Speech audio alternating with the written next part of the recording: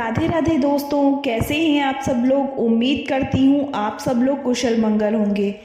आज मैं आपको सकट चौथ का महत्व और उसकी पूजा विधि के बारे में बताने जा रही हूँ। हिंदू कैलेंडर में प्रत्येक महीने में 2 चतुर्थियाँ होती हैं। कृष्ण पक्ष के दौरान या पूर्णिमा के बाद आने वाली चतुर्थी को सकट चौथ के रूप में मनाया जाता है और अमावस्या के बाद या शुक्ल पक्ष के दौरान आने वाली चतुर्थी को विनायक चतुर्थी या संकष्टी चतुर्थी के रूप में मनाया जाता है। वैसे तो संकष्टी चतुर्थी का व्रत हर महीने किया जाता है, लेकिन सबसे महत्वपूर्ण सकट चौथ माघ और पौष के महीने में आती है। यदि सकट चौथ मंगलवार को पड़ती है तो इसे अंगारकी चतुर्थी कहा जाता है और इसे अत्यधिक शुभ माना जाता है। सकट चौथ व्रत ज़्यादातर पश्चिमी और दक्षिणी भारत में, विशेष रूप से महाराष्ट्र और तमिलनाडु में मनाया जाता है। सकट चौथ पर भगवान गणेश के भक्त सूर्योदय से लेकर चंद्रोदय तक उपवास रखते हैं। संकष्टी का अर्थ ये होता है संकट के समय में मुक्ति। भगवान गणेश बुद्धि के सर्वोच्च स्वामी हैं, सभी बाधाओं के निवारण के प्रतीक है। इसीलिए यह माना जाता है कि इस व्रत को करने से सभी बाधाओं से मुक्ति मिल जाती है। इस व्रत को बहुत ही कठिन माना जाता है। ज़्यादातर लोग पूरे दिन बिना खाए व्रत करते हैं और कुछ लोग केवल फल, जड़ें और सब्जी उत्पादों का सेवन। सकट चौथ पर मुख्य भारतीय आहार साबूदाना खिचड़ी, आलू और मूंगफली शामिल है। रात में चांद दिखने के बाद श्रद्धालु उपवास तोड़ते हैं। उत्तर भारत में माघ मास की सकट चौथ को संकट चौथ के नाम से जाना जाता है। इसके अलावा भाद्रपद महीने के दौरान विनायक चतुर्थी को गणेश चतुर्थी के रूप में मनाया जाता है। गणेश चतुर्थी को दुनिया भर के हिंदू भगवान गणेश जी के जन्मदिन के रूप में मनाते हैं। तो आइए जानते हैं कि भगवान गणेश जी की सकट चौथ की पूजा कैसे करें। ब्रह्मचर्य बनाए रखें, सुबह जल्दी उठें और स्नान करें। सुबह स्नान के बाद गणेश अष्टोत्तर का जाप करें।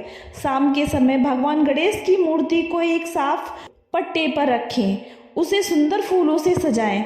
मूर्ति के सामने अगरबत्ती और दिया जलाएं, देवताओं को फल चढ़ाएं, भगवान से प्रार्थना करें, भगवान की गणेश जी की आरती करें। आप चंद्रमा को दूर्वा घास, तिल के लड्डू और अर्घ्य अर्पित करें। तो आइए जानते हैं सकट चौथ के लाभ क्या होते हैं। सकट चौथ विघ्न, बाधाओं को दूर करता है, जीवन में धन, समृद्धि और सफलता लाता है, बुध ग्रह के अशुभ प्रभावों को दूर करता है। तो चलिए शुरू करते हैं सकट चौथ की व्रत कथा क्या है। संकट में पड़े देवताओं ने भगवान शिव से उनकी मदद करने की अपील की। हालांकि भगवान शिव देवों की मदद कर सकते थे, उन्होंने अपने 2 पुत्रों में से एक कार्तिकेय और गणेश को यह कार्य सौंपने का फैसला किया। इसीलिए उसने उन दोनों से यह जानने को कहा कि कौन कार्य करने को तैयार है।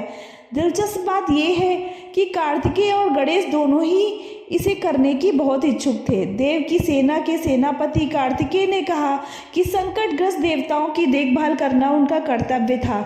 गणेश ने भी यह कहकर उत्तर दिया कि जरूरतमंदों की मदद करने में उन्हें खुशी होगी। इसीलिए उनमें से एक को चुनने के लिए भगवान शिव ने उनकी परीक्षा लेने का फैसला किया। महादेव ने कार्तिकेय और गणेश को पृथ्वी की परिक्रमा करने को कहा और कहा कि जो पहले कार्य पूरा करेगा उसे अपनी ताकत साबित करने का मौका मिलेगा। जल्द ही भगवान कार्तिकेय ने पृथ्वी की परिक्रमा शुरू की, जबकि भगवान गणेश ने भगवान शिव और देवी पार्वती के चारों ओर घूमते हुए कहा कि उनके माता पिता ब्रह्मांड के मूल हैं। इस प्रकार भगवान गणेश ने सभी का दिल जीत लिया और उनकी बुद्धि के लिए उनकी प्रशंसा की गई। तब से भगवान गणेश की पहली पूजा करने की परंपरा शुरू हुई। गणेश जी का महत्वपूर्ण मंत्र ये है, वक्रतुंड महाकाय सूर्यकोटि समप्रभा निर्विघ्नं कुरु मे देव सर्वकार्येषु सर्वदा। इसका अर्थ ये होता है, घुमावदार सूंड वाले विशाल शरीर काय करोड़ सूर्य के समान महान प्रतिभाशाली मेरे प्रभु हमेशा मेरे सारे कार्य बिना विघ्न के पूरे करें।